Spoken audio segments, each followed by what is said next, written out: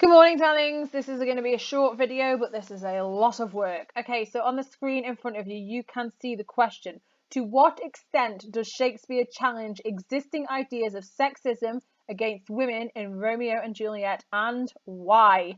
This is a huge, huge question. In fact, it's almost an A-level question. So this is for year 10 mostly.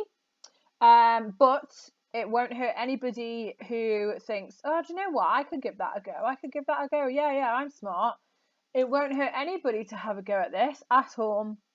But my advice to you is to first break down the question before you go hunting for answers. Because if you often you'll find that people go, oh yeah, great, I know the answer to that, and they'll go in one direction and they will completely miss 3 or 4 layers of analysis and extra material that they could have used. So let's break down this question. I'm not going to use the mouse pad and pen because, I can't use it. It's ridiculous. So I'm just going to type these answers, guys. I hope you don't mind. I'm just going to put some notes down here on the right-hand side for you to think about. So the first part of the question is, to what extent does Shakespeare challenge existing ideas? Okay, so first of all, it's to what extent. It isn't saying he does it. It isn't saying he doesn't do it. It's to say to what extent. So we'll come back to that in a minute, because the second part of that first little section is the most important, because we have to find out what the existing ideas of sexism against women were. So we need to think about the treatment of women in the Elizabethan era. Okay, we need to think about these things. I've got to move that across there. So we need to think, that's your first thing that you need to think of, isn't it? We need to think how women were treated. We need to then say where we see that. Where we see that in the play, we need to find quotes for it. Okay, so we need to think about all that stuff that we did in the last lesson with the big page form of notes, the big sort of mind map thing, revision clock. That will help you. Okay, so to what extent does Shakespeare challenge existing ideas of sexism against women in Romeo and Juliet, and why? So we're not challenging the ideas in the play, we're using the play to challenge the ideas, so don't get confused. So we need to see, so as we've said, we need to see the treatment of women in the Elizabethan era and where we see it in the play. And then obviously you'll do your methods used, etc., methods used, audience reaction, etc. Okay, and then the second thing we need to do is to say, well, how much does he challenge this? How much does he challenge it? Could he have done more? Could he have done more? Was it enough?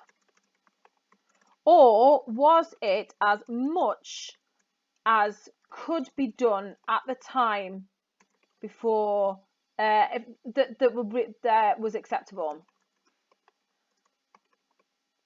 And by this I mean that if, for example, let me just squidge this down here. Oh gosh, right, okay. So if, for example, Shakespeare had put a woman in charge of everything and the men were not the heads of the household and he had turned the whole world upside down, would his audiences have engaged the play? Probably not. Would they have booed because they were very vocal? Perhaps. So Shakespeare was faced with walking sort of a fine line between challenging but not going too far as to lose his audience and for them to switch off and not listen. You guys know that when people are shouting at you when you've done something wrong, if people, parents, teachers, whoever it is, start shouting at you, you guys just turn off. You're not interested, you're not bothered, you stop listening. And whilst that's not the same situation as here, it's the same principle. If Shakespeare was trying to force too much change in one play down his audience's throat, perhaps they would have stopped listening. So Shakespeare then had to walk this line of how much is enough and can I push it a little bit further, and how much is too much. So what you need to do then is you need to find places where you think, well, actually he might have reached the line here and he might have gone a little bit beyond it, but he could have done more, but he didn't, and these are the reasons why.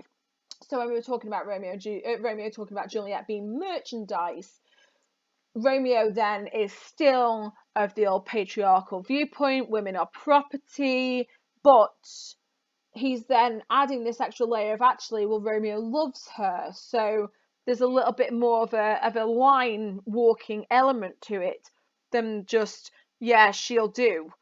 So that's something for you to consider, okay? And then the last thing that you need to consider is why. Why was he doing it?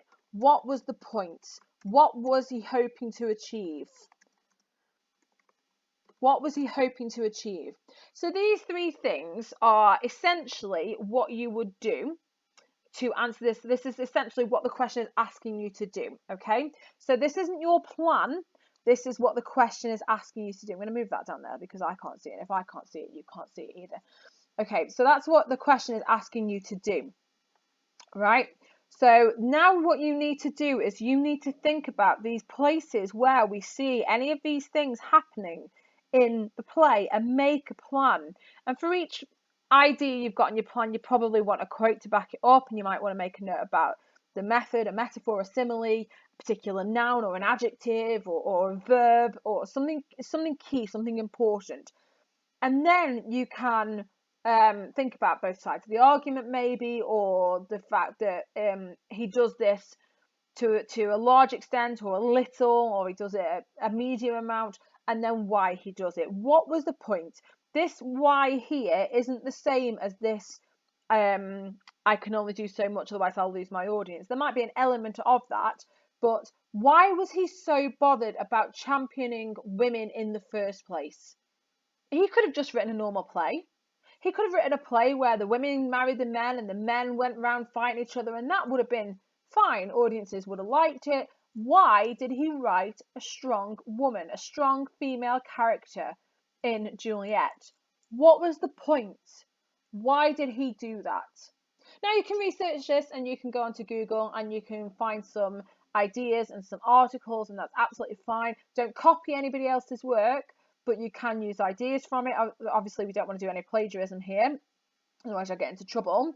So these are things for you to think about. Now, this is a massive, huge task. Massive. If you want to write a paragraph and send it to me to check, and I will tell you whether you're on the right lines or not, please feel free to do so. This is a huge task. It is going to require a lot of concentration. However, if you can do this, you can do anything. This is much harder than you'll get in the exam, but if you can nail this, you will be absolutely fine when you are sitting in the hall and you're faced with an easier question.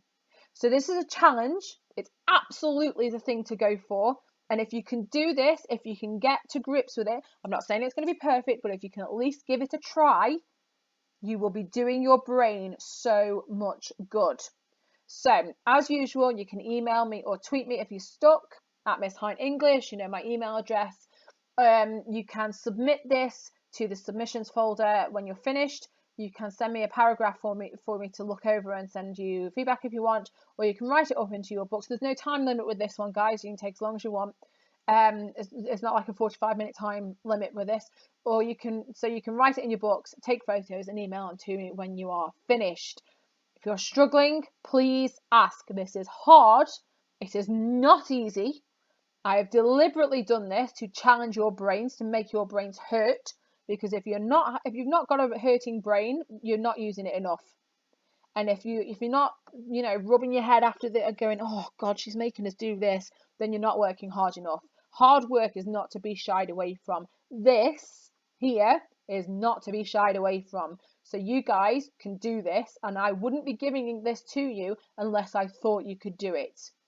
So go for it, have at it, you can do it because you're in my classes and I absolutely know that you are capable of this. Like and subscribe. Stay indoors, wash your hands, all that jazz, stay safe, and I will see you in the next video. Bye!